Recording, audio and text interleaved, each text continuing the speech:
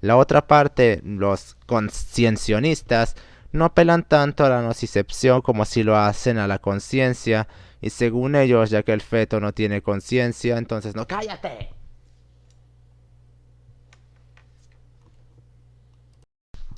Cuando se habla del aborto, la cuestión siempre suele derivar en cosas que no competen a la cuestión nuclear y más importante del asunto, debido a la ofuscación ideológica de los operadores que tratan de hacer apologías a sus discursos, solo preocupándose por insubstancialidades y por hacer apologías baratas a su ideología en lugar de demostrarla, limitando todo un discurso asaz complejo a una mera parodia intelectual en la cual solo se puede pelear por si es aceptable o no, como si esas fueran las únicas y últimas consecuencias de tal debate y los únicos caminos que se pueden tomar en el debate. El problema con esto, aparte de banalizar la cuestión, es que aún los que supuestamente saben del asunto dejan fuera cuestiones de alta importancia por ignorancia en algunos casos y en la mayoría de ellos por influencia ideológica y por buscar aumentar los diferenciales de poder que las figuraciones que generan sus discursos permitirían incrementar la cantidad de atracción de gente que podrían producir. Hay al menos dos bandos mayoritarios cuyas posturas se pueden sintetizar en que sí se debería de poder abortar, hacer legal el aborto, manejado por sujetos de corte marxista o liberal, sustentando su discurso mediante el feto como entidad no humana y al aborto como una mera extracción de células, al menos en las partes mayoritarias del discurso. Igual hay otras variantes, pero igual podrían sintetizarse la mayoría dentro de una y la práctica totalidad de las posturas manejadas por estos sujetos en la primera. El otro bando de corte conservadora, tradicionalista, abogarían por considerarlo como algo ilegal, debido a que manejan la hipótesis de que el feto es una entidad viva desde la fecundación del óvulo, por lo que el aborto sería un asesinato. Quienes dan las posturas más complejas serían los primeros, aunque tampoco se salvarían de ser este grupo uno donde se demuestra la más conspicua estupidez. El discurso mayoritario manejado por la Piara, que no tiene ninguna preparación epistémica o empírica, sería considerar el aborto como legal, ya que el feto sería un mero conjunto de células. No vale la pena explayarse mucho en esto debido a que cualquiera que haya leído algo tan superficial para la biología y uno de sus puntos más antiguos e importantes, aún más viejos que los trabajos de Darwin, como lo es la teoría celular, que viene fundamentándose desde el siglo XVII, sabrá lo irrisorio de este argumento, que bien podría catalogarse bajo la etiqueta de ni siquiera es falso, ya que las células son el fundamento de toda la vida, y ya que sin ellas no habría vida, si el feto es un conjunto de células, ello implicaría que está vivo, al menos desde la teoría celular, por lo que esta paparruchada no sirve ni para fundar ni aunque sea algo fofamente estable. Hasta el pasguato que dice eso, y hasta el sujeto que ahora escribe y narra esto, es un conjunto de células. Claro, haciendo una insultante simplificación. Los reduccionismos al absurdo pueden servir para ayudar a demostrar que es algo, pero eso solo puede aplicarse a conceptos, no a entidades. Uno no puede reducir una entidad viva, por ejemplo, un humano, a un mero conjunto de átomos, o a un animal a como un mero consumidor de materia, porque estarías haciendo una reducción al absurdo, pero no permitirías construir nada con esa reducción al absurdo, que es lo que se supone por lo que se hace. Por ejemplo, hacer una reducción al absurdo de la moral como una forma de comportamiento, permitiría hacer algo con eso. Hacer una reducción al absurdo del feto como un mero conjunto de células no permite hacer ninguna derivación de lo que realmente es, que se supone que eso es lo que debería de buscar la reducción al absurdo, buscar responder qué es aquello para lo cual se está cometiendo. Si estos entes quieren usar eso, deberán pues de demostrar cómo ellos no están vivos, ni yo tampoco. ¡Buena suerte! Del lado de la productora de mediocridad intelectual más llena de brío que hay hasta ahora, la academia, nos encontramos otros discursos que, si bien más complejos, no dejan de ser menos faltos de materia, donde hallamos a la nocicepción y la cuestión de la conciencia. Los defensores del discurso de la nocicepción cometen la que llamaremos falacia de los 18 años. Cuando uno tiene 17 años, 355 días, 23 horas, 59 minutos y 59 segundos, según el gobierno, no eres alguien lo suficientemente capacitado como para beber alcohol o para poder tener sexo o para poder trabajar, o ya bien no eres lo suficientemente apto para poder ser considerado un adulto. No obstante, una vez cumples ese segundo extra, mágicamente y por alguna razón que nunca se explica, de repente ya obtienes tanto la madurez como la responsabilidad de poderte hacerte cargo de esas cuestiones. Y decimos mágicamente porque no habría otra posible explicación para poder justificar eso. Esto se cambia en el contexto del feto, en el cual un segundo después, dentro de sus parámetros, el feto ya es humano, pero un segundo antes no, por lo que está bien y no hay ningún problema en matarlo. Bueno, no sería matarlo según ellos, porque no era humano y ni estaba vivo. El problema con esta postura es que primero tienen que definir lo que un humano es y tienen que justificar esa falacia de los 18 años, cosa que no han hecho y dudo mucho que puedan hacerlo, debido a que tendrían que demostrar con una tecnología que ni siquiera existe ese momento exacto en el cual el feto pasa a ser humano, donde se tendrían que determinar muchos parámetros muy complejos y además muy difíciles de determinar, como por ejemplo las distintas etapas en tiempo real del desarrollo. Tendrían que desarrollar toda una nueva concepción del desarrollo del feto, donde tendrían que establecer con una precisión nanométrica en las fases de desarrollo, hacer mediciones de los niveles de actividad cerebral y hacer comparaciones para poder determinar si es humano o no, haciendo paralelismos entre actividad cerebral de una persona cualquiera y fetos en distintas fases de desarrollo, sumado al hecho de manejar un control ambiental que no permita tener duda alguna, y luego de todo eso hacer una disertación de carácter conocimiental en donde con la ayuda de la ciencia y la filosofía se llegue a la conclusión de que en ese preciso tiempo y no antes sino después se puede proceder a realizar la acción. Todos esos PhD Harvard, un paréntesis aquí, esta frase está haciendo una alusión a cómo muchos intelectuales citan a gente con los llamados PhD o Philosophiae Doctor o Doctor en X cosa como peritos en el asunto, a pesar de que, como dice el escritor Jesús G. Maestro, la academia es el sitio donde más estupideces por metro cuadrado se dicen, y no por tener un doctorado necesariamente uno ya es una autoridad en la materia o ya tiene las últimas palabras en la cuestión a disertar. Y lo de Harvard pues sería Harvard, porque aún esos entes piensan que esa escuela es lo que era hace 70, 90 años y no lo que es ahora, un nido de ratas de propaganda ideológica. Carecen de los conocimientos como para poder no ya llevar a cabo una defensa fuerte de su discurso.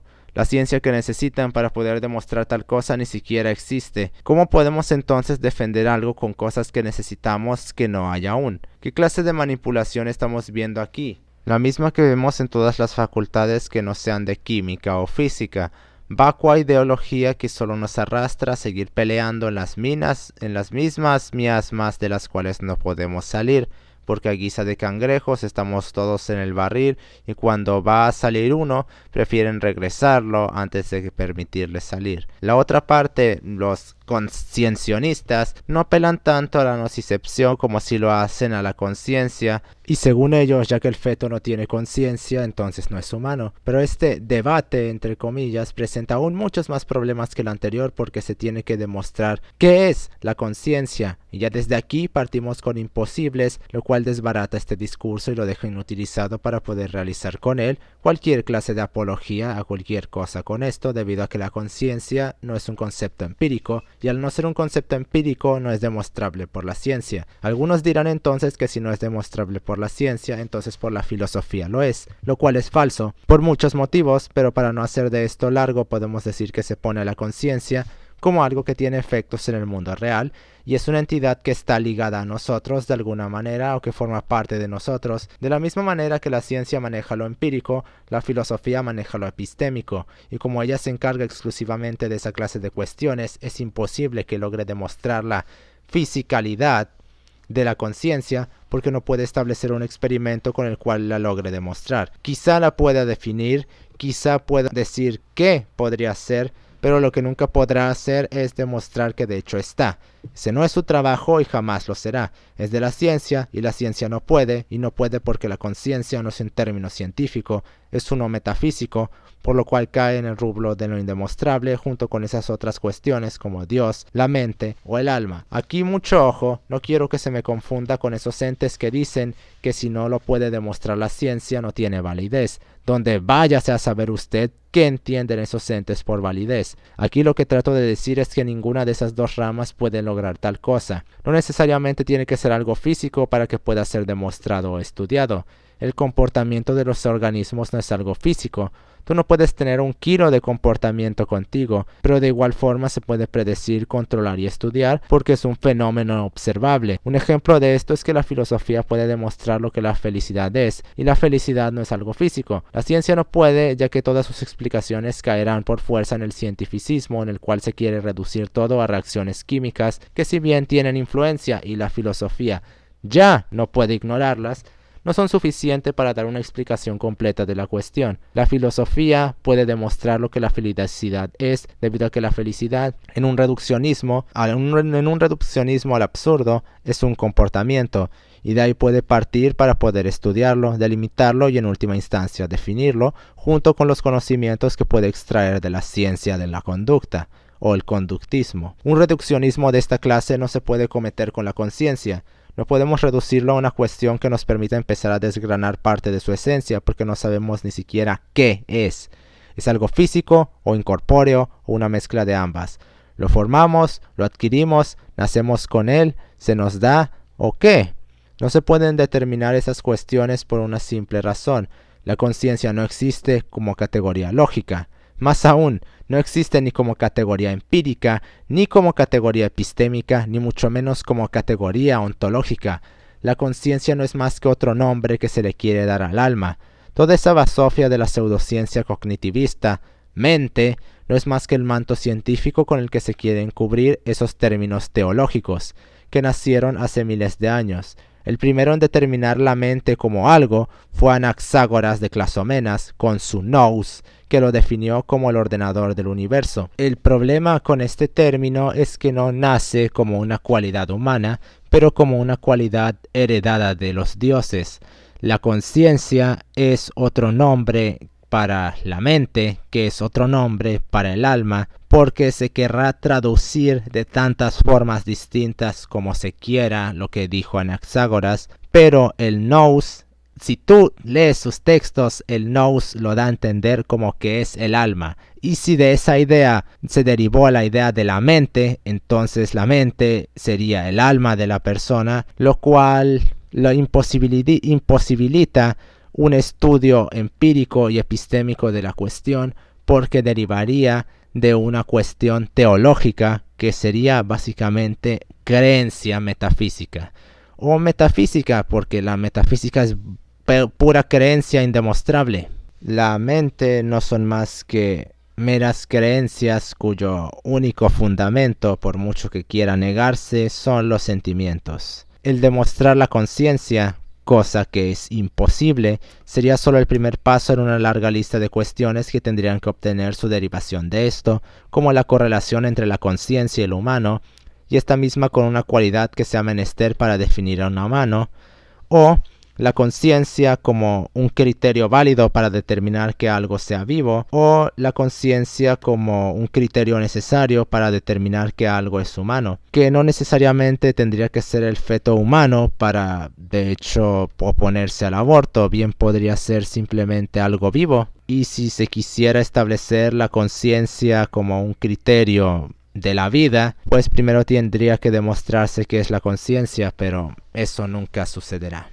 Básicamente ninguno zanja la verdadera cuestión y tratan de tapar el sol con un dedo para que así la gente se confunda y los apoye, debido a que como suena racional y los datos lo dicen, pues entonces es lo que hay que hacer, apoyarlos, ya que de no hacerlo estaríamos cayendo en la más ignominiosa ignorancia. Más aún, no hacerlo es digno de un ente inferior, y además hacerlo implicaría que estamos en lo correcto y entraríamos en el páramo moral, donde el jactarse, las infusiones afirmaciones de superioridad intelectual y moral y las señalizaciones de virtudes espúricas estarían no solo servidas con todas las fanfarrias, sería un imperativo porque todos nosotros estamos evidentemente en lo correcto, en lo que es. Por lo tanto, cualquier cosa que esté fuera de esto merece ser tratado con el más ignominioso y cruel, incluso desdén. Ambas partes de este grupo manipulan, encubren y usan la añagaza de las mejores maneras que se pueda, ya sea abusando de la duda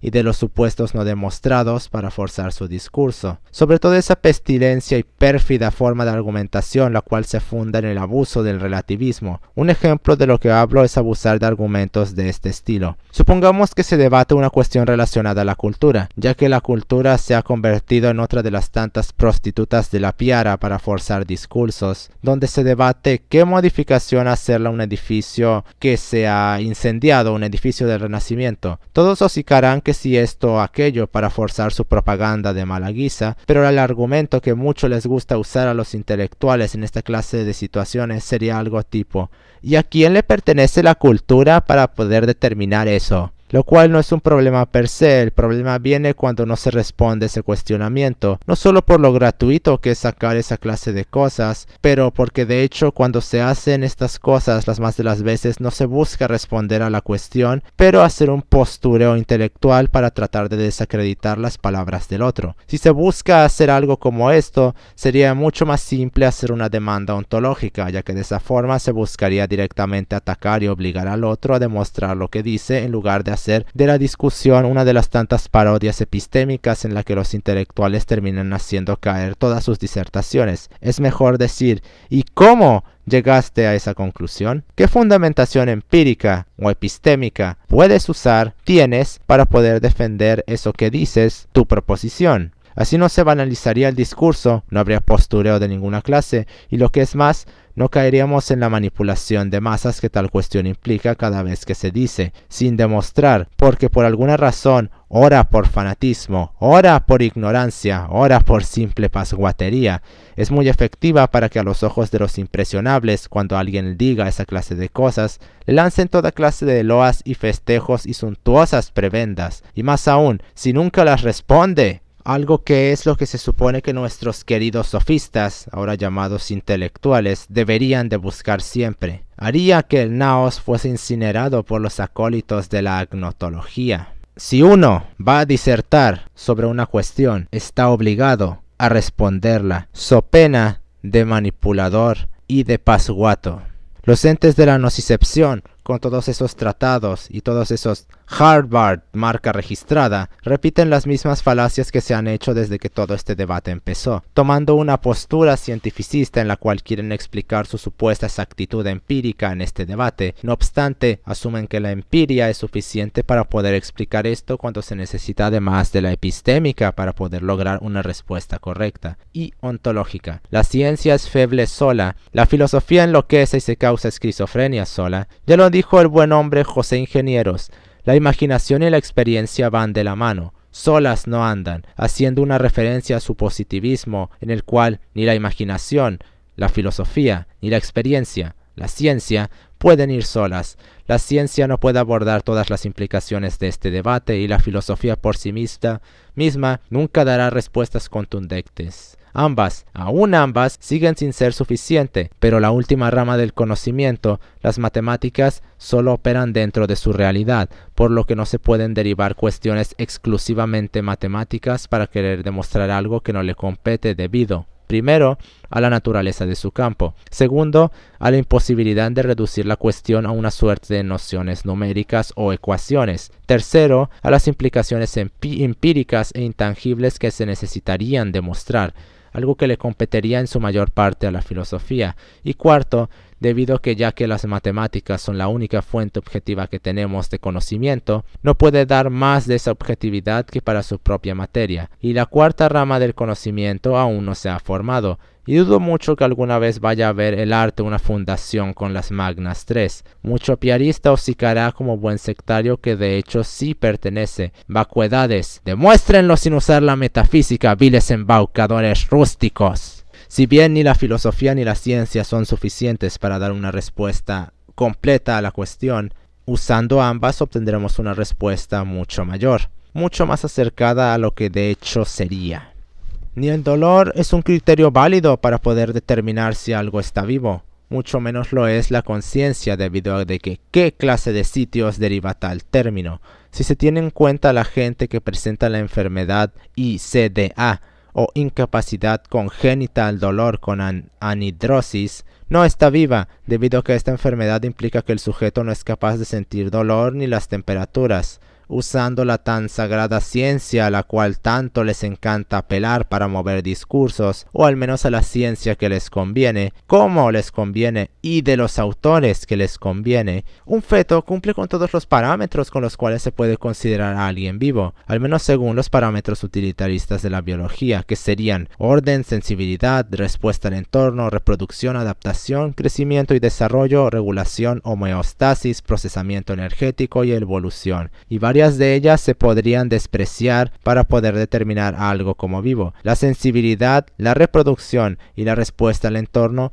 no serían criterios válidos para poder determinar algo como vivo, debido a que allá afuera existen tanto hombres como mujeres estériles, lo cual según nuestros paragones del conocimiento los dejaría como entidades no vivas. Lo mismo calificaría a una persona con ICDA como una entidad no viva, y una persona dormida no presenta ninguna respuesta a su entorno, por lo cual también caería como una persona no viva si consideramos que esos parámetros que se acaban de decir son absolutamente imperativos para poder considerar a algo como vivo. Uno de los mayores problemas con esta cohorte de intelectuales es que en la cuestión de la vida hay muchísima cobardía por parte de sus disertadores. Aceptan sin problemas como viva a una célula, pero quieren llenar a la vida de tanta metafísica que no pueden demostrar, que serían incapaces de admitir lo mismo con una computadora o con una máquina, como si el hecho de considerar como viva una de esas cosas ya se implicase que fuese humana. Lo que es humano es algo más complejo que esos parámetros, o al menos desde donde puedo ver, quizá y no lo sea tanto, pero solo para que lo recuerden, su sacrosagrada piara, a la que con mucho ahínco les encanta defender en sus específicos, pero que con ese mismo salen a criticar en sus absolutos, no cumplen mucho de lo que ser humano implicaría. Por ello decimos aquí que abunda mucha persona, más humano hay muy poco. Por ello, y por otras muchas cosas que no competirían a este debate, como la naturaleza intrínseca de manipulación que presenta esta ideología, hablar de humanidad es un absurdo sin ningún otro fundamento que los sentimientos, porque la piara que tanto defienden calificaría más para robot que para humano. Quizá mi lavadora no esté viva, un poco más cerca de ello estaría la computadora con la que escribo esto, pero sin lugar a dudas hay al menos una máquina viva ahí fuera y quizá hasta 4, algo que nuestros queridos humanistas considerarán totalmente irrisorio y de condena total, mientras no tienen ningún problema en declarar una planta como una entidad viva. Como si fueran muy complejas las formas de imitar las implicaciones que se necesitan para cumplir los parámetros biologistas para poder designar a algo como vivo. Hay máquinas allá afuera con más humanidad que esos entes que dicen que son humanos. Aun si es solo una humanidad ilusoria, sería mucho menos ilusoria que la de esos entes que moran en las calles y se atreven a llamarse humanos. En este punto, si el que me ha seguido y tiene una no muy buena percepción sabrá por dónde van los tiros y podrá adivinar a dónde voy con esto, o al menos a dónde quiero parecer llegar, debido a que una entidad tan compleja como yo no puede ser encasillada dentro de los esterquilíneos ni de Lage ni de Kramer, así parezca estar yendo por los de Lage. Es menester que se diga lo que tanto niegan los sacros intelectuales paragones de todo el conocimiento. El aborto es un asesinato. Pónganle toda la metafísica que se quiera. El feto cumple con absolutamente todas las cuestiones que implican a la vida. Se dejan la piel defendiendo tanto que se pene el asesinato de un perro, pero no de un feto porque supuestamente no está vivo. ¿Resulta entonces aquí ahora que la vida por fuerza debe de ser humana para poder implicar castigo?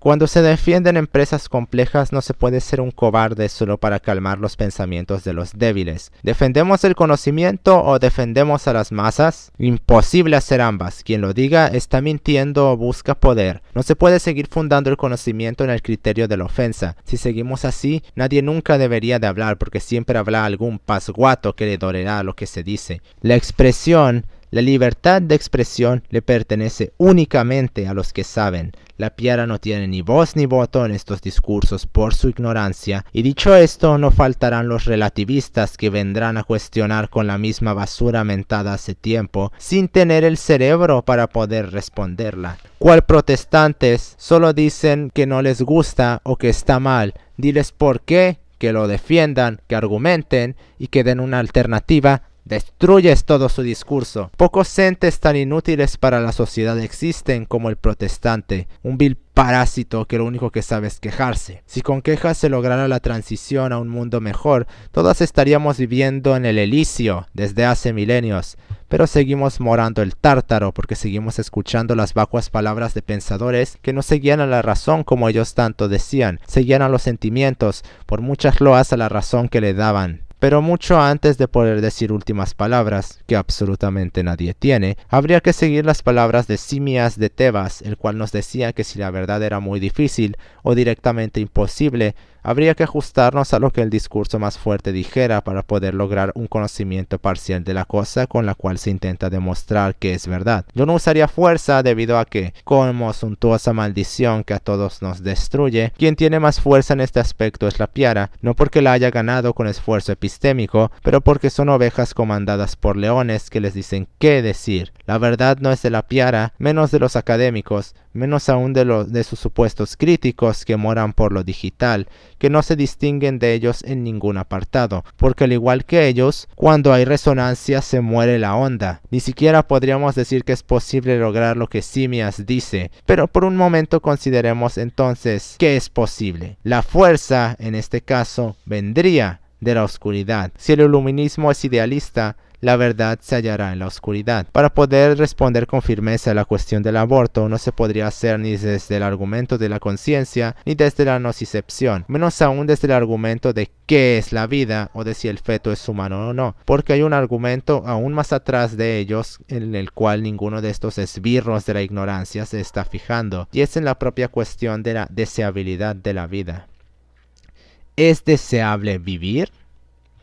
Esa es la verdadera pregunta que nos deberíamos estar haciendo, no metafísica barata ni abusos empíricos. Primero habría que responder si es deseable vivir, para siquiera poder empezar a debatir sobre poder tener hijos, o sobre la vida siquiera. A diferencia de nuestras prostitutas de la epistemología y de sus cortesanas compatriotas de Gorgias, no me voy a quedar hasta aquí y de hecho responderé la cuestión traída a colación. El humanismo, ideología genocida y misantrópica por excelencia, ha hecho toda una propaganda a escala societal que semeja a un lavado de cerebro a esta escala, debido a que todas las personas, intelectuales, hasta filósofos incluso, tratan el tema de la vida como un dogma incuestionable. La vida es deseable y de hecho hay que traer más vida. ¿Por qué?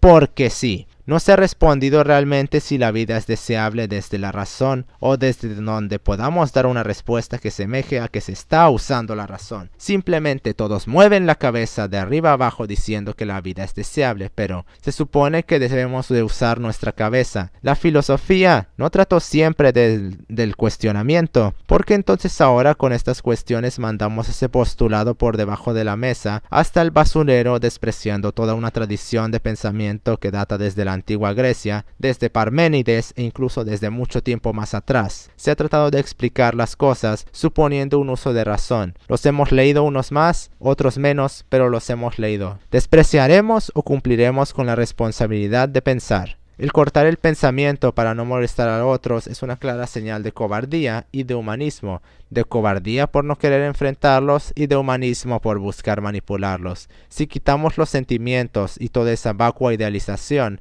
que es lo mismo que negación de la realidad, nos encontramos con un páramo inhóspito y cruel en el cual el sufrimiento y la miseria no son opcionales, son parte de la propia estructura de la vida.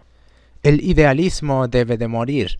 No merece seguir contaminando el pensamiento de los hombres. La vida no es deseable, nunca realmente lo fue. La concepción desde siempre se ha tratado con una hiperidealización saturada de oquedad debido a que se consideraba como un acto divino al concebir a un hijo. Un acto de conexión con los dioses en la cual explayábamos nuestra inmortalidad, el único acto de inmortalidad que viene de lo mortal, la perpetuación de uno mediante la creación de otro. ¡Qué vil chabacanería! La concepción es una forma de esclavitud para el hombre y de mediocridad para la mujer, en la cual el hombre tiene que renunciar a todos sus sueños y metas en orden de mantener a un parásito cuyas probabilidades de ser algo más que eso no son cero, están por debajo de eso. Ser un ingeniero o un técnico de ciencia no elimina ser un parásito debido a que ninguna de esas cosas implica que dejarás de ser un mediocre. Lo único que te dice es que podrás producir más dinero que el resto de entes, mismo que solo usarás para explayar tu mediocridad pensando que no lo eres porque vistes con ropaje de 4 dígitos, lo cual hace cualquiera, solo que el resto tiene un punto en medio.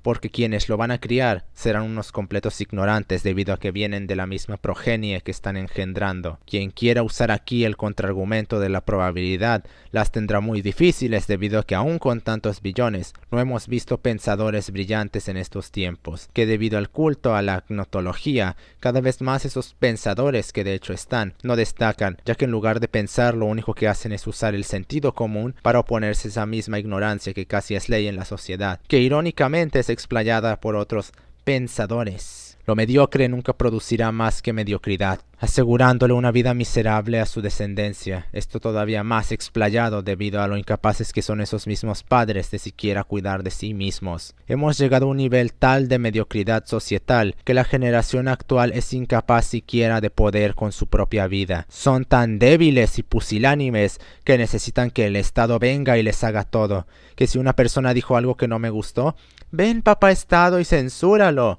En nombre de la tolerancia, la inclusión y la libertad de expresión, claro. Que una persona hizo algo que no me gustó. Papá Estado, ven a socorrerme. No tengo cerebro y necesito que me vengas y digas qué hacer. Y de paso encarcélalo porque no sé, pero encarcélalo. La Piara dice que vive, pero ellos no viven, solo tienen vida, porque avanzan cual muertos vivientes como una masa gris deforme, tanto que no hay distinción posible entre una pintura de Francis Bacon y ellos. Podríase afirmar sin ambages que ellos se ven incluso peor que sus pinturas por el tamaño tan abominable de su estado. Viven para ser esclavos, da igual que lo sean de los media, del dinero, de sus trabajos, de los imbéciles que los influencian, del placer, de la biología, no importa de qué sea, son esclavos siempre de algo. No faltará el que quiera defender la reproducción diciendo que hasta Epícteto lo fue y llegó a ser filósofo. ¿Cuántos Epíctetos hemos visto por ahí? Gracias, cállense ahora. Y no están dispuestos a renunciar a su esclavitud, misma que es totalmente su culpa. Si quieren rebajar la complejidad del comportamiento humano a una mera parodia sacada de una novela negra, váyanse a escribir historias, miserables sociologistas de mierda. Siempre les encanta sacar el conductismo cuando quieren y cuando se les da la gana el libre albedrío. O es una cosa o es otra. Imposible conciliar ambas. Hume fracasó en su intento de hacer del compatibilismo algo serio. El comportamiento no puede estar dictado por el ambiente durante unos momentos y durante otros estar dictado por la ficción de la libertad. Así estés dentro de un búnker hasta el centro de la Tierra, el ambiente estará ahí, debido a que el ambiente varía según cambies tu posición dentro del espacio. Distinta posición, distintas contingencias serán las que afectarán tu comportamiento. No es posible escapar del ambiente porque hasta uno mismo forma parte de él. Para que el libre albedrío exista, sería menester que el sujeto no. Por esto mismo el liberalismo, en su instancia final, en su meta y objetivo final, aboga por el suicidio de las personas bajo ese sistema, porque solo muerto uno sería libre. Pero el que la libertad sea una ficción no exime a nadie de hacerse responsable de la miseria que se asegura por tener un comportamiento atroz y por vagar por ahí cual bestia pensando que es libre de la responsabilidad. Uno no tiene libertad, pero no hay correlación entre eso y faltar a la responsabilidad. Uno es siempre responsable de su comportamiento y por lo tanto de cualquier cosa que te suceda por faltar a él. Y la responsabilidad conductual es lo que nos llevará hasta la perdición. Y una de las demostraciones de irresponsabilidad más grandes que podemos cometer es tener un hijo sin tener preparación previa para poder, de hecho, tenerlo. La razón por la cual uno es responsable de su comportamiento es que, si bien una persona tiene su comportamiento determinado bajo ciertos contextos que No quiero explayarme mucho aquí, pero mucha gente no entiende esto. Cree que el conductismo es determinista, lo cual es falso. Digamos que hay una cierta capacidad de operatividad dentro de determinados contextos. Digamos que dentro de un contexto posible hay 100 distintas formas de comportamiento en una simplificación ridícula en la cual uno podría comportarse dentro de ese contexto. Pero una vez se pase al siguiente serán otras 100. El problema es que no podemos determinar cuántas son. Pueden ser 5, pueden ser 100, pueden ser 1.000.000.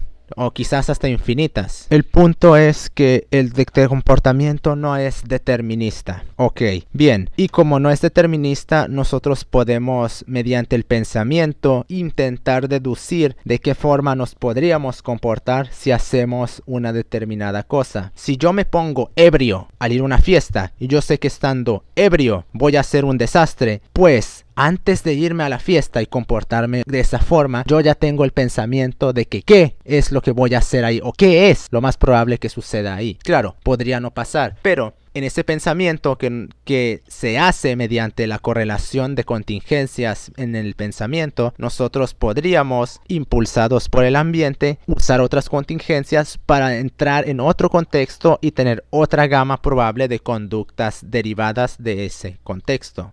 Básicamente, la única forma de que uno sea responsable de su comportamiento es pensando. Y pues creo que no hace falta explicar el corolario de esto. Digo, eso ya es axiomático a este punto. No es suficiente con investigar cómo criar a un hijo. Pensar que se puede hacer algo sin previa investigación y preparación para ello es como querer hacer explosivos mezclando cualquier cosa que vayamos encontrando por ahí. La palabrería popular y las ficciones biológicas donde supuestamente uno no necesita hacer esto porque ya se sabe. Bueno, si algo saben las mujeres de criar es como imponer roles de esclavismo del hombre a la mujer. Como bien dijo Esther Vilar. Es una declaración de crasa ignorancia que al final del día anularán la experiencia y nos llevará a cometer errores que muy fácilmente se pudieron haber evitado con abrir menos de 10 libros. Leer 10 libros en un año no es imposible y no se les está pidiendo que lo hagan en un año. 10 libros en 10 años si quieres, pero léelos. Lo cual explicaría por qué la progenie criada es tan feble y tan fofa. Porque no la crían con sus cabezas, es la sociedad la que las cría, ya que no se ponen como ejemplo más que como repetidores de señales.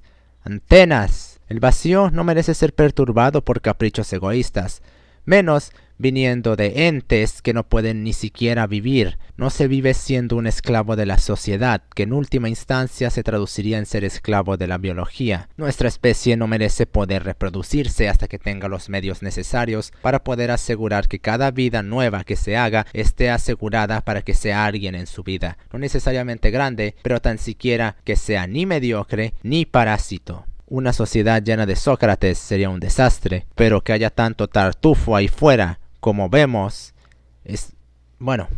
vean a la sociedad cómo está gracias a eso. Solo los mejores se pueden reproducir, y en este caso los mejores no son los que maneja el discurso biologista de la genética, porque esos entes se han olvidado que lo único que nos dice la genética es el nivel de velocidad a la cual uno puede aprender algo, no que uno está perpetuamente proscrito y fustigado de poder aprender, como quieren poner las variantes más radicales de esta postura, cuya eximia epistemología se encuentra en los más bruñidos esterquilíneos de los foros de internet, donde se hallan los nexos de producción de la idiocia de ese mismo sitio. Lo mejor tampoco sería ese que tiene tanto dinero que puede quemar millones todos los días y podría llenar un lago de dinero sin ningún problema para usar como su tumba. Esos son aún peores que los genetistas debido a que ellos al menos dan ciertas pautas para poder reproducirse que nos darían buena progenie, aunque nos meterían en muchos problemas a mediano y a largo plazo debido al estancamiento genético en el cual acabaríamos, aunque igual y podría solucionarse esto con un poco de edición genética, pero dudo mucho que ellos lo acepten al ser estos mismos entes unos que presentan una correlación con ideologías como el tradicionalismo, aunque aún con edición genética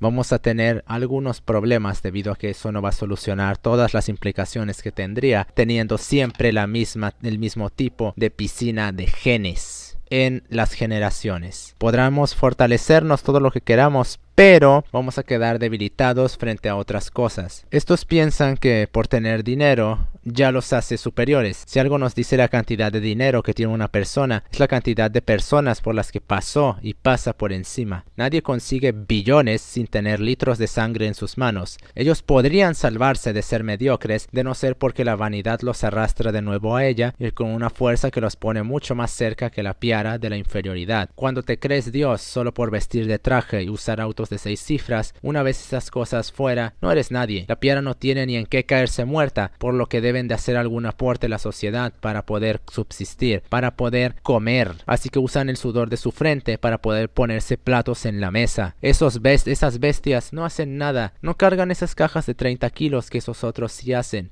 No están bajo el sol y el clima no les afecta en nada bajo sus aires acondicionados, y usar la excusa de lo mental no tiene ningún valor aquí, debido a que la universidad no es más que otra productora de mediocres. Las carreras duran 5 años. ¿Quién de estar tirando la lanza todo el día no dará en el blanco al menos una vez? Dijo Cicerón, y en eso se funda su supuesto éxito, en estar tirando lanzas durante 5 años y una vez fuera a hacer millones haciendo algo que no requiere de literalmente ningún esfuerzo. Solo requiere de tiempo iterando como un simio dentro de esos pabellones de muerte a los cuales la sociedad entera nos obliga a ir. ¿Cómo permitiría que fuese por otro lado? De ser así, se quedarían sin huestes a las cuales inyectarles su propaganda cual viles serpientes, ya que tanto les gusta estandarizar las clases, que no son sino otra forma de estandarizar la mediocridad. Entonces también deberían de estandarizar la manera en la cual se consiguen los diplomas, dándole así una oportunidad a la gente que no puede pagar a una escuela de educarse. Fuera de ella, presentar un examen donde demuestre competencias y entonces obtener su diploma en la materia. Pero claro, ¿cómo vamos a permitir eso? Que la gente siga yendo a las escuelas porque es absoluta y totalmente necesario. No es como si, como bien dijo Zygmunt Bauman, los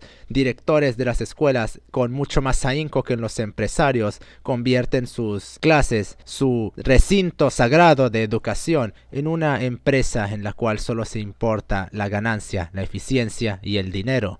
¡Pobre de aquel maestro que se atreva a reprobar a más de 2 alumnos de una universidad! Si no, vas a tener al padre ahí llorando diciendo que como él paga, entonces quiere que pase. Sí, claro. Muchas gracias, queridos humanistas, por recomendarnos tan grandes formas de organizar a la sociedad. Lo mejor aquí sería el balance preciso y exacto de ambas, que entes cuya genética sea un desastre se la editen o no podrán tener hijos, y aquellos cuyos recursos sean tan nimios como para poder comer, habría que castrarlos. Esos entes solo producen hombres inferiores, pues resulta que todos esos que se han ahogado no están aquí pintados. Balance preciso entre el dinero y la genética, los conocimientos de crianza, biología, conductismo y sociología. Ellos serían esos mejores que podrían ser capaces de darle un excelente ambiente a su hijo. Solo ellos podrán ser merecedores de tenerlos. Piara no puede reproducirse fuera de control. Tiene que ser regulada. El proyecto humanista tradicionalista ha fracasado. Todos esos billones solo se mantienen por los logros de un puñado de hombres excelentes que no llegan ni al millón. Los que han hecho posible que la ciencia se desarrolle, que han hecho posible que el pensamiento crezca, y aquellos que han tomado ambas para hacer grandes instrumentos y artefactos que nos han llevado más lejos de lo que hubiéramos soñado. Son ellos los que han movido al mundo, no la piara que tanto piden, tantos unos como otros, que se siga reproduciendo. ¿Qué diablos esperan de esta especie? ¿Que simplemente vayamos de planeta en planeta una vez que hayamos destruido el anterior debido a una sobrepoblación conductual, una sobrepoblación física o el agotamiento de los recursos disponibles en el planeta, cual viles parásitos de los recursos del universo? ¿A eso es a lo que verdaderamente aspiramos? ¿A ser unos parásitos, una especie mujer que cual pulga va saltando de perro en perro cuando ya no le satisface? Me parece que podemos tener una vía mucho más hidalga que esa. Si a eso nos condenan, merecemos extinguirnos. Eso no es vida. Los parásitos no están vivos, son una aberración adscrita al huésped que lo va destruyendo de a poco hasta que le ha absorbido tanto que ya no queda nada más que parásito. Podemos aspirar a más, decenas de millones de veces más, pero para lograr tal estadio es menester romper esas cadenas que nos siguen atando, romper esas cadenas con las cuales nos siguen atando. Todo por no estar dispuestos a ver más allá y por su obnubilación sentimentalista. ¿Dónde está esa razón con la que tanto les encanta ahogarse, defendiendo siempre el marxismo? Haz lo que digo, no lo que hago. Y ya los escucho, las acusaciones de monstruo, de antihumanista, de bestia, de totalitario, de cuantos adjetivos despectivos se les ocurra a esta cohorte de paragones del conocimientalismo, pues no que muy racionales y muy diversos y tolerantes. Habría que preguntarnos, ¿qué te hace pensar que el apoyar lo contrario a lo que acabo de decir te hace algo mejor de lo que me acabas de decir tú? Occidente se pudre en sentimientos mientras expulsa toda clase de loas a la razón. Lo que busco aquí sería reducir el sufrimiento de esas personas. Ustedes los tiran a un vacío sin fondo y se atreven a llamarse los buenos del asunto. Está muy fácil decir que otras vías esto y que hay que buscar lo otro. Todos sabemos que solo dicen eso por pura apariencia, porque suena muy bonito para los impresionables. Sí, esa cohorte de ignorantes que manipulan para que sean sus huestes. Todos sabemos que esas otras vías que ustedes proponen no tienen ningún fundamento, ni sentido, ni capacidad de operatividad a escala societal. Primero, porque ustedes no buscan que sea de esa forma. Segundo, porque son idealistas. Tercero, porque son imposibles de llegar a cabo. Y cuarto, al ser idealistas, están en su mundo y no en el mundo. Digan lo que quieran de la educación de esos entes.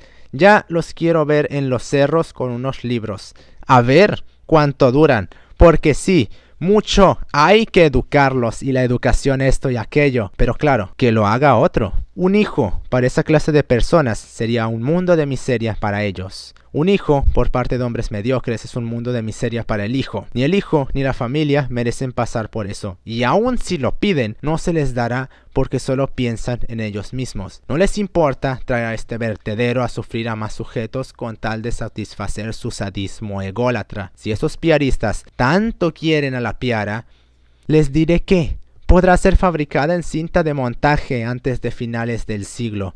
Ellos no serán más que bestias con 70% de oxígeno, y ahí tendrán toda la piara que deseen para que pongan 1000 espejos frente a ustedes y pasen todo el día diciéndoles que apoyan la buena y justa vía. Veamos en cuánto tiempo se logran dar cuenta de la verdad. Fuera de eso, no hay tolerancia en la reproducción para ellos. No pueden darle un buen ambiente y por ello solo traen a infantes a vivir a una no vida llena de miseria donde traen a niños al mundo solo para satisfacer sus imperativos biológicos, mismos que son egoístas, ya que no hay forma que pueda poner resistencia, no hay forma en la cual pueda negarse, se les saca del vacío por capricho consumista, porque no les importan sus hijos más que para usarlos como productos de consumo, como objetos de desquite y como balsas de salvamento que no sirven para nada, porque igual se hunde todo. Sí, hay gente tan estúpida allá afuera que tiene un hijo y piensa que eso va a salvar su matrimonio o su relación. ¿A qué nivel de ignorancia hemos llegado?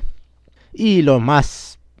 bueno, es que no es gracioso ya esto ya es deprimente. De esto es que su fundamento son las películas de Disney o esas comedias románticas baratas. Ese es el único fundamento que tienen para defender eso.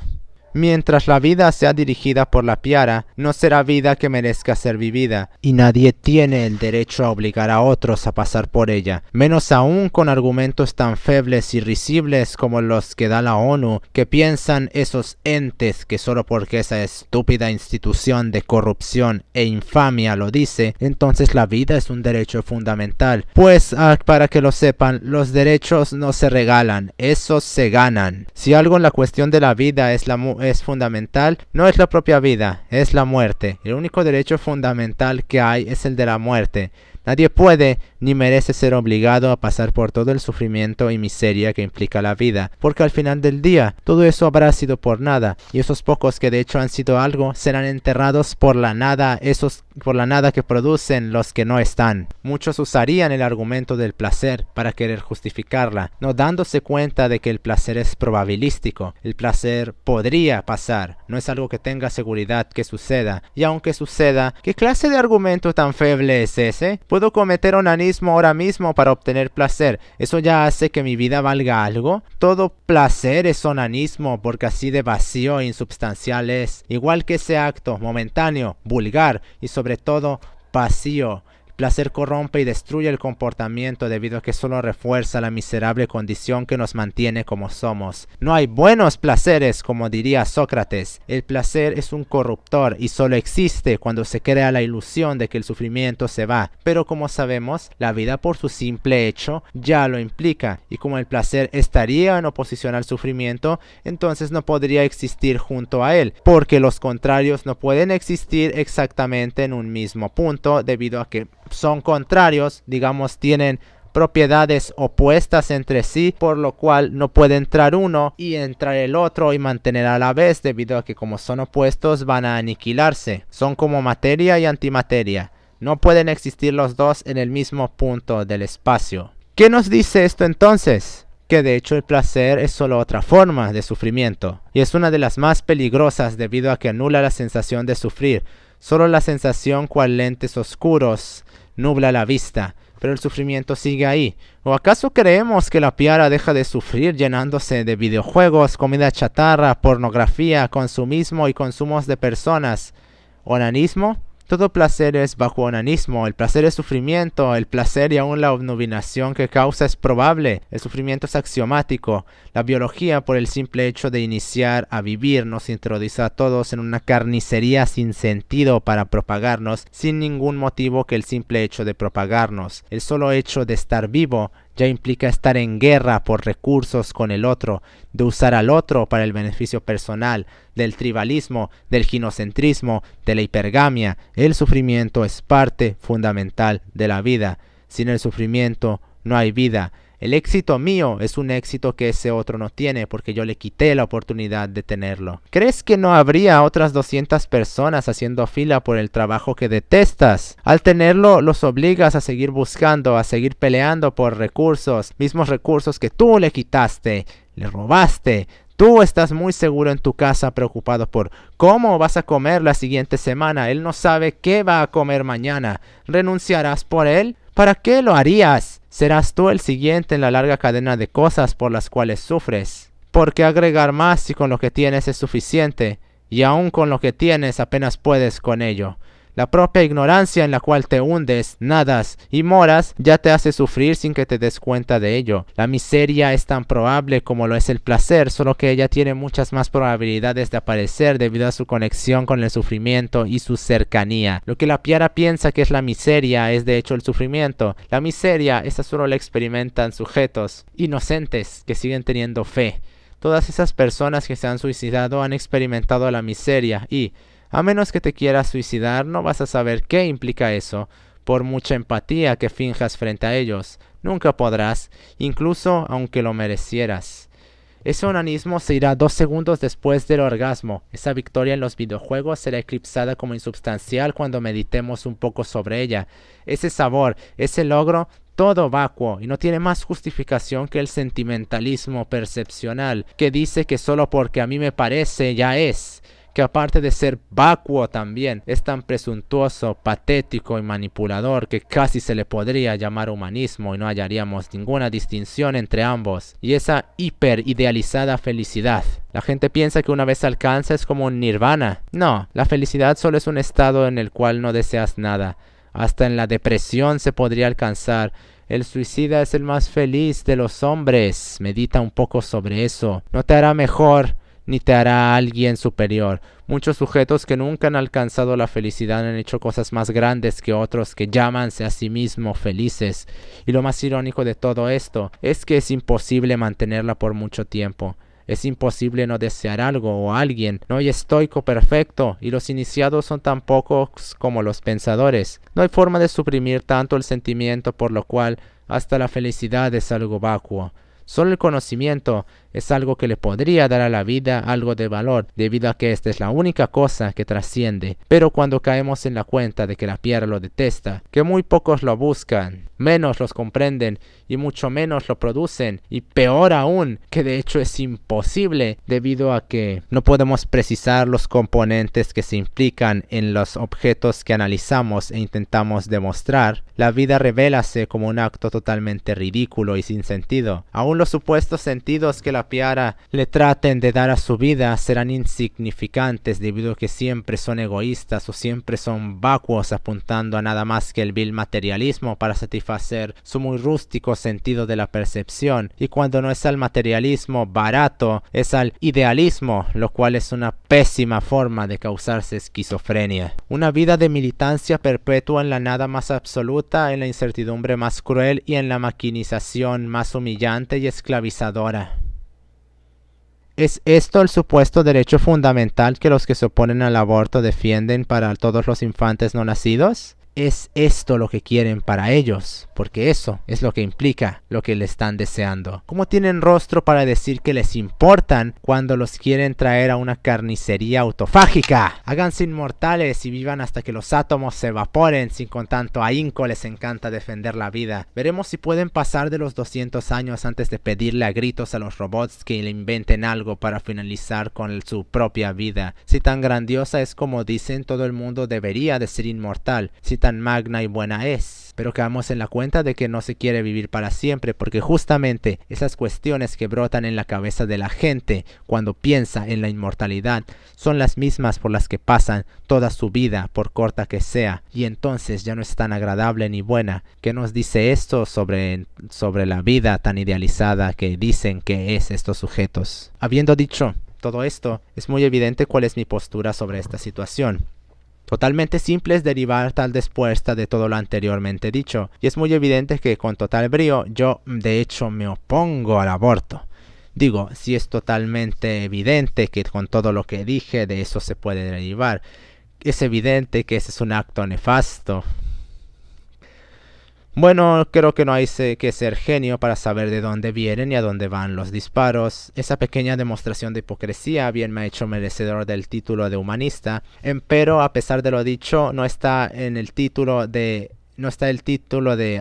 aborto material ahí por nada, porque de hecho falta hablar sobre los que apoyan a esto, no quieren hablar, y es sobre sus implicaciones societales. Ellos manejan una postura idealista, lo sustentan con argumentos idealistas y ven a sus consecuencias a través de una pantalla idealista. Sentimientos. Lo material es lo que se debe de hacer acorde a la realidad y lo que es posible hacer en la realidad real. Para los idealismos de los apoyantes habrá mucha animación japonesa que les distribuirá todas las fantasías que deseen, pero aquí se habla desde la realidad, por lo que el discurso manejado no va acorde con los ideales de esos entes, justamente porque creen que pueden forzar algo a escala societal y simplemente porque un sector ya aplaude eso, ya es una victoria para todos. Falso. Una postura que está muy de moda en las democracias, por cierto, que porque la mayoría habló, entonces eso ya es motivo de celebración para todos, porque la mayoría siempre tiene la razón. Pero como he constantemente mencionado aquí, como constantemente menciono en mis ensayos, la gente no piensa. Esa mayoría con la cual los políticos se llenan la boca diciendo que fueron ellos los que escogieron, es una vil mentira, porque realmente no fueron ellos los que escogieron. La configuración societal mediante la democracia no... ¿Cómo podemos explicarlo bien? No la elige la gente. La gente no elige realmente lo que va y vota o lo que va y gana. Lo que hace la gente es ir y representar mediante el voto los intereses de los grandes capitales, que de hecho fueron los que están escogiendo lo que van a decidirse en la democracia. La democracia es el sistema de gobierno en el cual las élites ponen, la piara supuestamente elige, porque no se me ocurre qué otra cosa decir, y después cuando hay un desastre, a pesar de que es culpa de las élites, es la piara la que termina pagando su destrozo que hacen. Todos esos movimientos que vemos para apoyar al aborto a escala societal en Argentina, en España y como se está viendo en México, no tienen otro fundamento más que enriquecer a la gente que está detrás de esos movimientos. A esos políticos a mí me gustaría pensar en cierta manera que de hecho ellos piensan que lo que dicen es real, que esa supuesta lucha es realmente por la mujer y toda esa basofia de idealista que se sacan de quién sabe dónde y que no realmente le estén mintiendo descaradamente a la sociedad para su propio beneficio, que estén tan cegados con esos ideales que de hecho los piensen. Porque si de hecho no los piensan así, eso sería algo bastante horrible de cualquier forma que se piense, porque estamos hablando de que entonces si no piensan de esta forma, lo único que están haciendo es enriquecerse y enriquecer a gigantescos capitales, porque, por poner un ejemplo, Planet Parenthood, que esos malditos bastardos prácticamente son una granja de fetos, están ganando miles de millones y los políticos sus cientos de miles. Quizás a algunos les toque millones, quizá. Asesinando a fetos. Eso sería bastante horrible. Ahora bien, dejando de lado esto, hay unas cuestiones sobre estas cuestiones que es menester aclarar, porque con cada cosa que el Estado hace, una miríada de parásitos estará ahí en primera fila para abusar de ello, ya sea en becas, programas de apoyo a gente con bajos recursos, bonificaciones. No hay cosa de la cual la Piara no abuse si viene por parte del Estado, así no las necesite. ¿Cuántas becas hay ahí fuera, por ejemplo, en manos de gente que sin ningún problema puede pagarse su escuela? Si uno tiene los recursos necesarios para poder pagar su propia educación, es menester que deje esa clase de ayudas para la gente que realmente necesita tales ayudas por su nivel de pobreza. Pero a ellos no les interesa eso, y van cual caricatura de capitalista que parece hecha con la peor basofia de artista sacada de Tumblr, arramblando por ahí cuanto pueden de las manos del Estado con tal de no soltar un centavo más para cosas importantes. Pero ahí fuera los ves tirando minas para sus celulares. Perjudican a la cantidad de gente ahí fuera que realmente necesita de eso. Por ello, las regulaciones a cualquier apartado que sea legalizado por parte del Estado serán necesarias, de lo contrario se hará un caos, sobre todo porque el que termina pagando esa irresponsabilidad societal es uno, porque de mis impuestos, de nuestros impuestos, son de donde se sacan los fundamentos para tales ayudas, y se supone que mis ayudas son para gente que lo necesita, no para mi vecino que vive en un departamento de $1.000.000, tiene un auto y un celular que cuesta lo que un auto usado. No se puede, como quieren forzar esos idealistas, confiar en la Piara. Ellos abusarán hasta de su propia madre si tienen así de pocos escrúpulos, y muy poco les falta para llegar a ese nivel de bajezas, porque biológicamente estamos determinados para aprovecharnos de los demás cuando y cuanto podamos, si ello reduce la carga de trabajo que se traduciría en menos estrés y mayor tiempo para hacer otras cosas.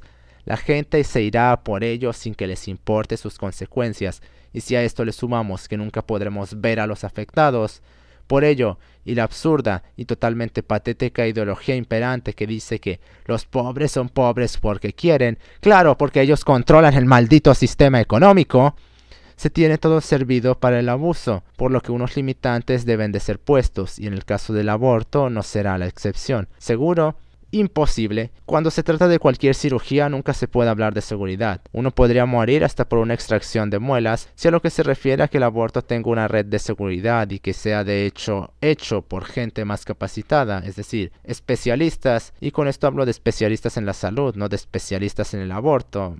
No me parece que tal cosa exista. En ese caso se podría trabajar en trasladarlo a instituciones calificadas para ello. No necesariamente tendrían que ser clínicas hechas exclusivamente para ello, aunque podría considerarse en caso de que los hospitales fueran sobrecargados en la teoría, porque podría derivarse a los hospitales estatales. ¿No es una ironía muy grande que todos se opongan al Estado, pero bien que le piden cosas y no solo eso, le exigen y gritan, solo que para que cuando el Estado se las den, entonces sigan haciendo lo mismo? Quizá y debería el Estado de dejar de darle cosas a las masas para que veamos cómo repentinamente se hacen más nacionalistas que Franco y más estatistas que Hegel.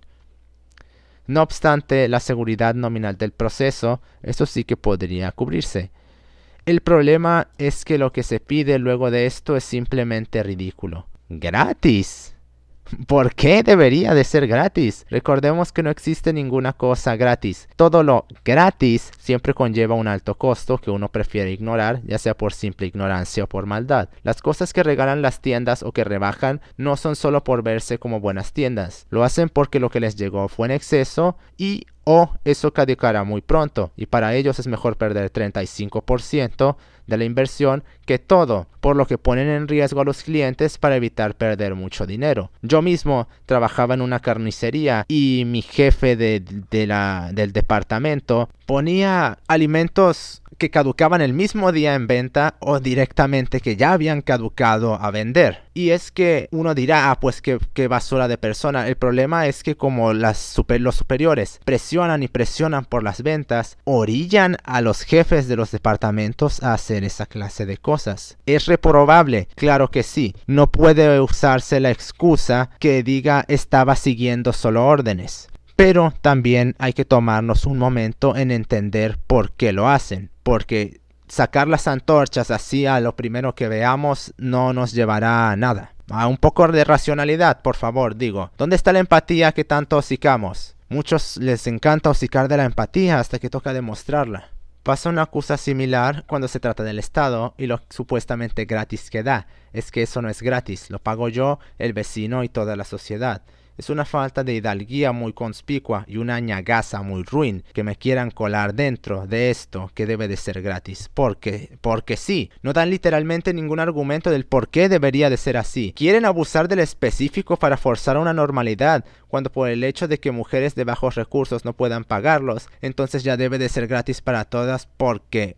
¡tomates! Existe algo que se llama comprobación de ingresos y en caso de que la mujer fuera de bajos recursos, en ese caso podría ser negociable o podría cuestionarse si debería de ser gratis para ese sector poblacional en específico. Pero para los entes que van a las protestas, todos sabemos quiénes son las personas que van a las protestas. Gente de clase media alta que dice que con destruir media ciudad, quemar la otra mitad y evitar que la clase baja vaya a trabajar, eso significa una lucha para todos. Cualquier persona sabe cómo se mueve el agua y hacia dónde va.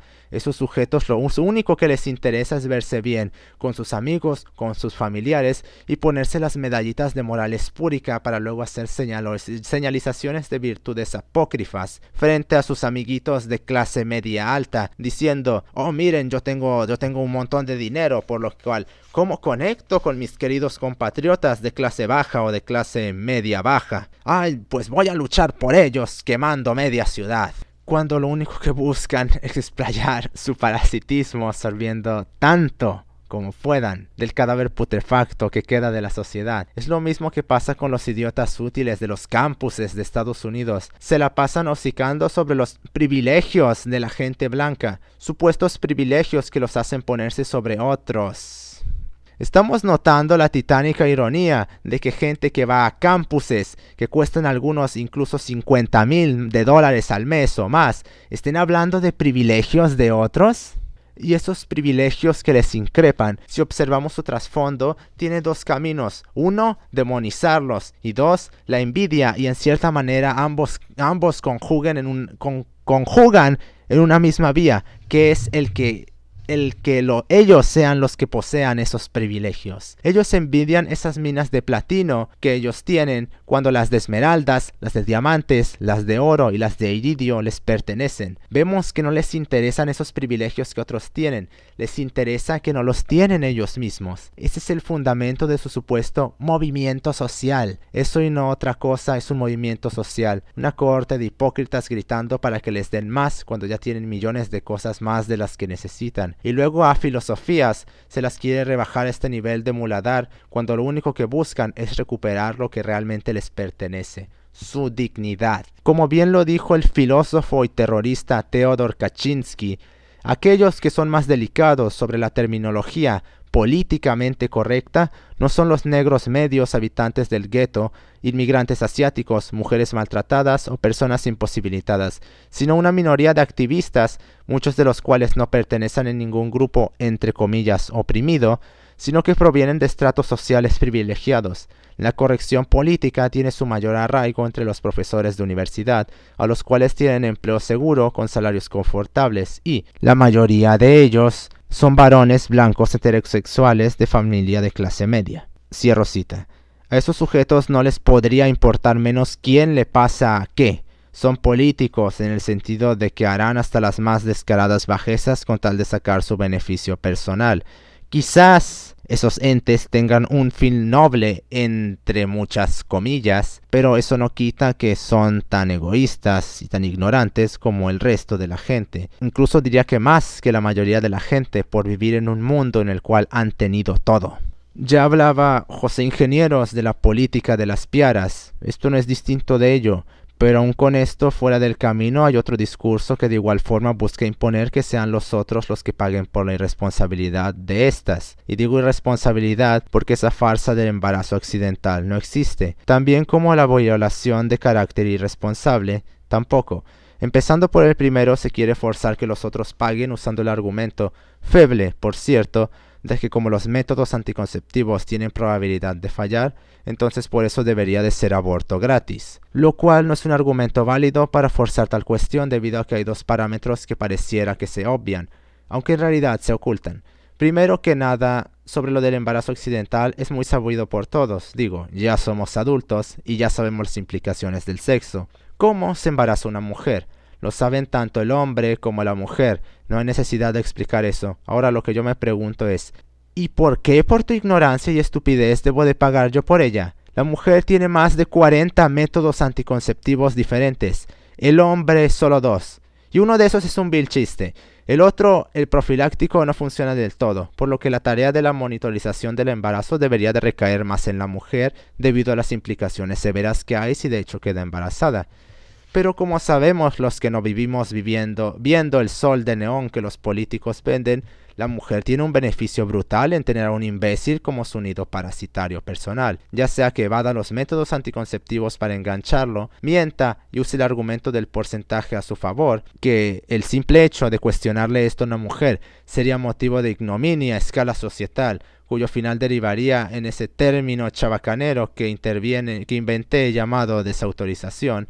Simplemente pase por el embarazo, tenga el hijo y luego argumente literalmente cualquier cosa. Y cuando digo esto es que no es una broma. Una mujer puede literalmente argumentar cualquier cosa para demonizar a su pareja, aun si carece de completo sentido.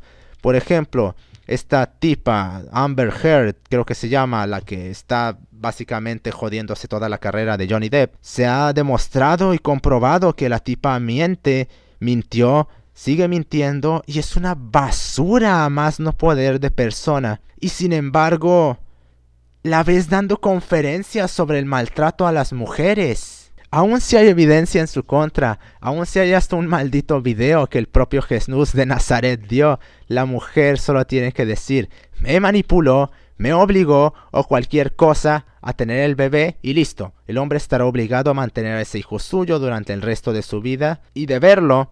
Mejor de eso ni hablemos, porque si lo logra ver una vez al mes, podrá declararse afortunado. La mujer tiene una simetría legal tan grande en todo Occidente que con solo decir que un hombre la violó y sin dar ninguna clase de prueba o mediante un procedimiento acorde con la ley, un hombre puede parar a prisión e incluso puede arruinarle la vida por completo sin que se haya demostrado absolutamente nada, para que luego los idiotas nos vengan a querer hablar de patriarcados o de supremacía masculina cuando desde la biología se sigue demostrando perennemente que el ginocentrismo es ley absoluta de todas las sociedades desde siempre, desde los órdenes tribales hasta el actual estado societal de nuestra configuración. La mujer siempre ha sido la que ha dirigido por completo a la sociedad. Que la mujer sea así de ignorante como para ver en el beneficio una forma de opresión, pues como dijo la socióloga Esther Vilar, las mujeres no ejercitan sus disposiciones intelectuales, arruinan caprichosamente su aparato pensante y, tras unos pocos años de irregular training del cerebro, llegan finalmente a un estadio de estupidez secundaria irreversible. No voy a pagar por esa estupidez.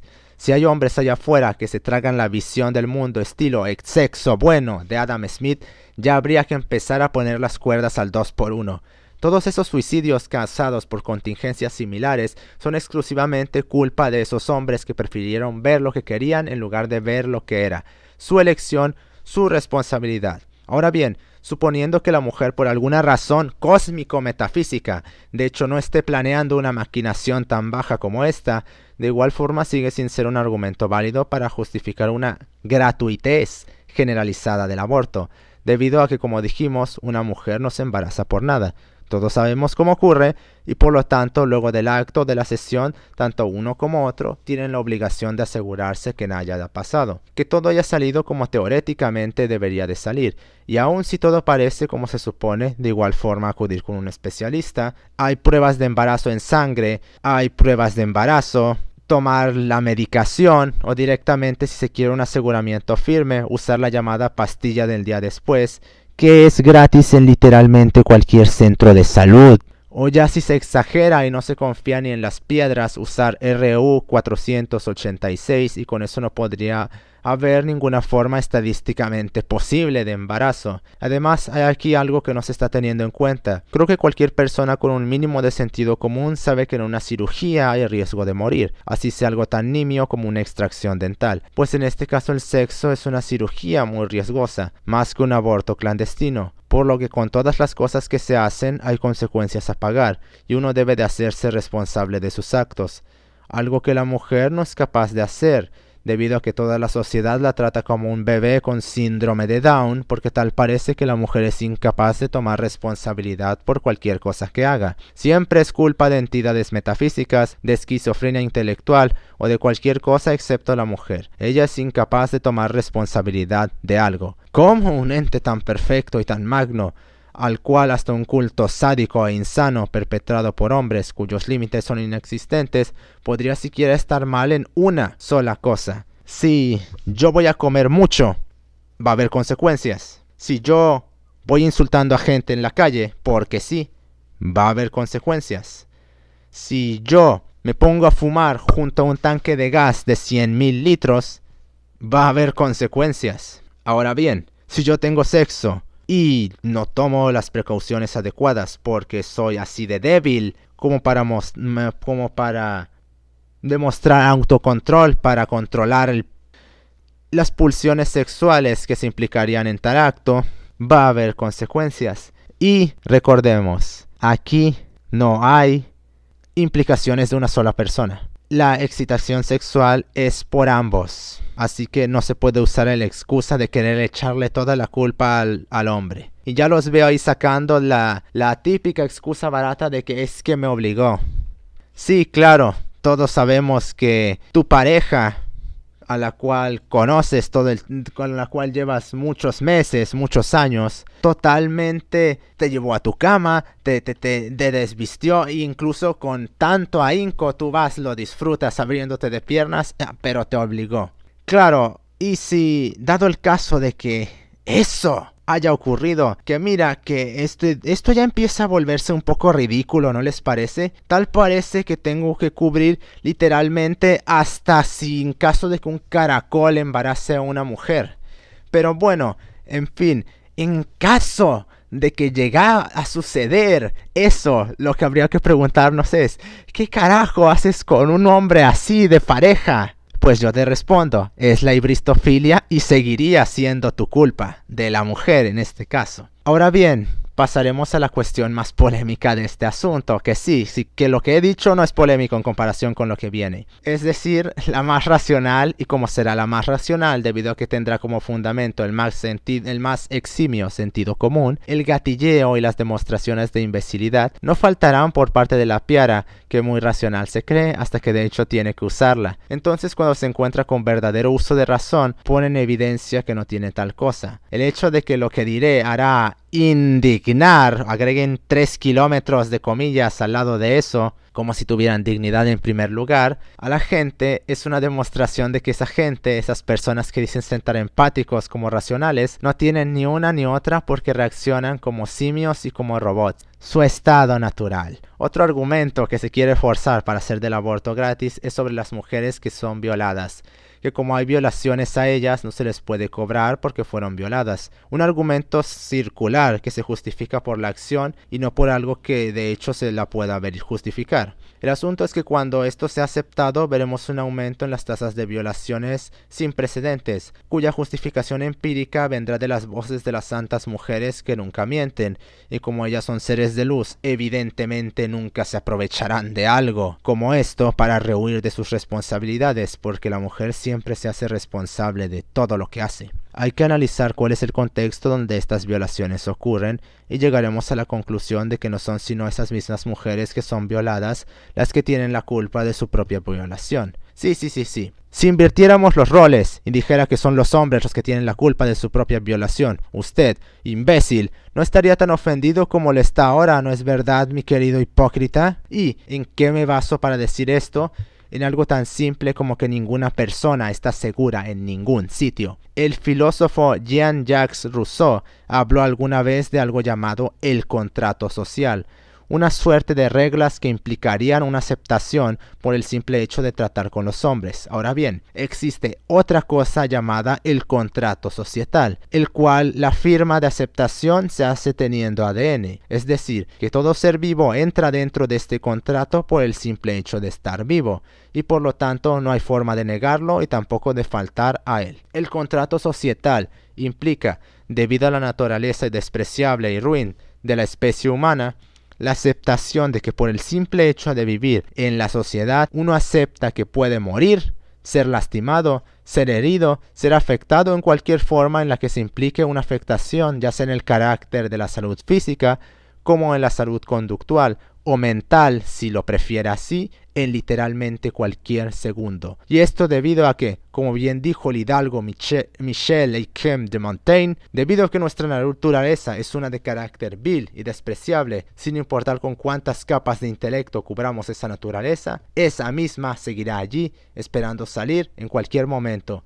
Por mucha epistemología que manipulen los marxistas y la gente adscrita a su discurso, la naturaleza humana nos explica desde lo social, ya que con este contrato se establece que las interacciones sociales están regidas por la biología, y por mucho que les guste ese discurso caricaturizador del sistema social malvado, sus más de 45 fracasos en el anterior siglo solamente intentando forzar una sociedad marxista, prueban que sin importar cuanto lo social se haga querer ver como lo más importante, actuando como el artista de la ciencia, es lo biológico lo que da un golpe de realidad y nos demuestra que no va a cambiar por mucha sociedad que exista, debido a que uno corre peligro desde el segundo que uno pone un pie fuera de su casa, mismo peligro que aceptaste correr desde el nacimiento. Uno acepta la responsabilidad de sufrir cualquier daño si realiza esta acción, además de aceptar hasta la muerte. El contexto de las violaciones ocurre en su gran mayoría de las veces fuera de la casa del sujeto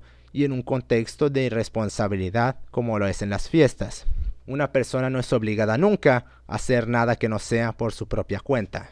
Es decir, la obligación siempre viene de mi parte. Si uno me pone una pistola en la cabeza y me dice que me ponga a bailar o de lo contrario me va a disparar, él no me está obligando a hacer nada, porque siempre puedo elegir entre una u otra. El que me obliga a hacer algo soy yo en última instancia, no la otra persona, porque puedo elegir morir, pero si no lo hago, entonces hay que acatar lo que implica la vida en sociedad, y no buscar otro culpable más que yo mismo por haberme obligado a actuar. Quizás si me hubiera quedado en casa y no hubiese salido, nada hubiera pasado. Pero al final del día, fui yo el que quiso salir de fiesta, fui yo el que quiso ir por la calle a altas horas de la noche, o ya, ir por la calle que no se necesita ir a las 3 de la mañana para que me apuñalen por la espalda.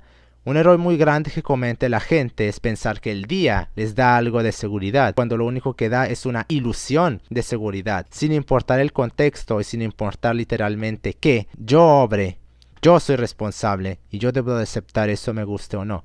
Recordemos lo que dijo Aristóteles. Un hombre ebrio que asesina a otro hombre es doblemente culpable del asesinato. Lo es en primera instancia por ponerse en un estado de ebriedad y lo es en segundo grado por asesinar a la persona en un estado al cual accedió por su propia cuenta. ¿Recordamos lo que dije sobre el ADN y que con eso se acepta? Bueno, es que hasta en tu casa te pueden matar o hacer todo lo que te pueden hacer fuera de ella. ¿Qué te hace pensar que no te pueden violar en tu casa? Solo necesito aprender a abrir cerraduras. Ya hay miles de tutoriales en internet para eso, sumado a usar el momento justo y listo. El contrato no admite ni devoluciones, ni quejas, ni reproches, ni absolutamente nada. El contrato a todos esos les dice dos cosas: cambien la naturaleza humana si no les gusta o suicídense. Vivimos en sociedad, vivimos bajo la biología, vivimos todos contra todos, hasta que alguien dé un método que de hecho logre cambiar la biología humana. Y si no está de acuerdo con eso, pues ya sabe a qué hacer. Y sobre lo de salir a fiestas, realmente no sé qué tiene la Piara con esa manía de todos los fines de semana ir a actuar como salvaje de 9 de la noche hasta quién sabe qué horas de la madrugada o del día siguiente, diciendo que eso es socialización. ¿Desde cuándo tomar una sustancia que te pone estúpido y te hace que te comportes como una parodia de ti mismo se puede decir que es socializar? ¿A quién rayos se le ocurrió pensar que eso es socialización? Eso es irse a vestir como a comportar como una bestia sin cerebro. Literalmente no hay un solo argumento que pueda justificar desde la razón el que uno tenga que ir a hacer esa clase de cosas. Uno va y acepta y hace esas cosas movido por los sentimientos, movido por las emociones que despiertan en nosotros nuestros amigos. Que por cierto, esos amigos que tanto les dices así no van a dudar un segundo en venderte por 1 gramo de pirita y un puñado de peltre. No hay ningún argumento para justificar ir a las fiestas los fines de semana. Pierdes tu tiempo, pierdes tu cerebro, te humillas y lo más importante de todo, corres demasiado riesgo al ponerte en ese estado de que alguien te haga algo y sería tu responsabilidad, porque recordemos que ¿quién eligió ir a la fiesta? ¿Quién eligió ponerse ebria? ¿Quién eligió salir de su casa? Pero el asunto no se ha zanjado y hay en última instancia una cosa que hay que dejar en claro para que se pueda hablar de materia en su punto más extenso. Y es un mecanismo de control aún más agresivo por parte del Estado para controlar esta cuestión. Que sea legal, sí, pero que haya muy sólidas y escabrosas consecuencias para el que lo haga. Si hasta matar a un animal se considera ilegal y se pide a gritos y con mucho brío que se pene a aquellos que lo hagan, entonces por estar tan vivos también los fetos se debe de encarcelar bajo pena de asesinato a la mujer que cometa el aborto, sumado al hecho de que el hombre también debe de pagar una pena de prisión por complicidad en asesinato. Todo esto con el agravante de ser algo que podría calificar como un menor. El objetivo de esto no sería encarcelar a gente, evidentemente, pero forzar a la gente a ser responsable con sus cuestiones sexuales, implicando, en el mejor de los casos, que las abandonen por completo o las limiten al nivel de un estoico. Uno de los tantos argumentos que se quiere dar para reducir al aborto o reducir los embarazos accidentales que no existen es que hay que darle educación a la gente sobre sexualidad. Bueno, el problema es que no les dicen por qué deberían de hacerlo. Si tan simple como matarlo o tenerlo, ambas nefastas para no buscar el conocimiento, pues la gente no tiene ningún motivador para educarse. Sí, sigan hablando de la educación esto y aquello, no salen de ser un aspirante a Frederick Jameson que se llenan la boca criticando al capitalismo, pero sus propuestas para algo mejor son literalmente nada. O implantar un sistema marxista o buscar otras vías para cambiar los nefastos efectos que este intento de capitalismo tiene en la gente, que también se reduciría a marxismo, que es lo mismo que no proponer nada. Igual que los teóricos políticos que dicen que hay que cambiar de sistema de gobierno y no proponen nada para de hecho asegurar tal transición, esos mismos que hablan de educación no proponen nada realista para que de hecho la gente se eduque en la materia. La única razón por la cual la gente no está asesinándose unos a otros en este preciso instante es por esto. Matar está mal porque el matar a otro implica una falta, ya sea la religión que prohíbe tal cosa, sumado al hecho de las consecuencias que ello implica para los demás y para mí en el sentido moral, y hay cárcel como castigo si se hace. Bien, la Piara solo escucha de cárcel, para adelante. No les interesa si está mal o no, les interesa el castigo que se implica si se lleva a cabo. Y ese es el reforzante que los lleva a evitar la acción y los motiva a no matarse entre sí. Entonces, si el aborto fuera legal, pero a la vez se penalizara con cárcel, se podría incentivar a la piara a ser más responsables en su comportamiento. Se los forzará a educarse, algo que de hecho es posible aplicar a diferencia del idealismo insubstancial de los intelectuales, y regulará a la población de todos los estratos para así no tener ninguna clase de sufrimiento innecesario para absolutamente nadie. Con todo lo dicho, lo material se ha asegurado y su aplicabilidad societal es posible, y no solo posible, es necesaria. Se han dado porqués, se han dado quides y lo más importante de todo, se han dado alternativas que de hecho son posibles. No idealismo barato. Por eso se llama material. Con esto se concluye la primera parte de esta disertación. La siguiente versará sobre cuestiones adyacentes a este punto que aquí no fueron tocadas, debido a que no es necesario hacerlo aquí y merecen más desarrollo en su propio ensayo, y el texto en cuestión es demasiado largo ya para los estándares del usuario promedio que va a escuchar esto. Pero si somos honestos, este texto lleva siendo ya demasiado largo para el usuario promedio desde hace 1 hora 28 minutos. Gracias por escuchar.